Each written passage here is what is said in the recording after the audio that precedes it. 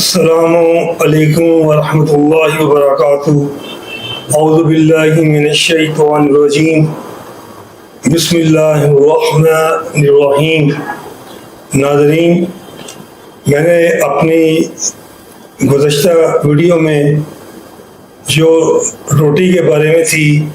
کہ شوگر کے مریض نرم اور گرم کون سی روٹی کھائیں اور جس میں ذائقہ بھی ہو، طاقت بھی ہو اور شوگر بھی کنٹرول ہو، تو مجھے بہت سے لوگوں نے کمنٹس میں مجھے سوال کیا ہے کہ ڈاکٹر صاحب کہ آپ نے چپاتی کے بارے میں بتایا، کسی نے ملٹی گرین اناج کے بارے میں سوال کیے۔ میں نے آپ کو وہ چپاتی بتائی، وہ روٹی بتائی کہ جو ہم آسانی کے ساتھ، ذائقے کے ساتھ ساری زندگی کھا سکتے ہیں۔ یہ نہیں کہ میں 1 مہینہ، 2 مہینے، 3 یا 4، 5 مہینے کے لیے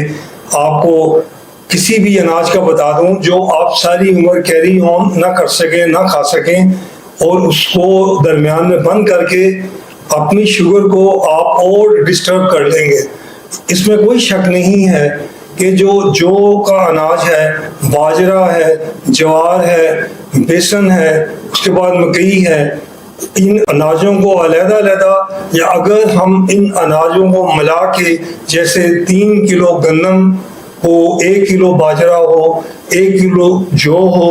اور 1 کلو بیسن ہو، یا کسی اور اناج کو بھی اسی طرح ملا لیں تو اس کی چپاتی بنا لیں، تو اس میں شوگر کا انڈیکس کم ہو جائے گا، جو گلائسیمک انڈیکس کم ہو جائے گا۔ گندم کا انڈیکس جو ہے کوئی 60 کے قریب ہے، لیکن انڈیکس کم ہونا تو اپنی جگہ ہے۔ سب سے میں نے اہم اس میں بات کی تھی کہ اس کی کوانٹٹی کو آپ کو محدود کرنا پڑے گا۔ جتنی کوانٹٹی کم کریں گے، یا مختلف جو اناج بتائے ہیں، جو باجرہ، جوار، ان کی بھی کوانٹٹی کو کم کریں گے تو پھر شوگر کنٹرول ہوگی۔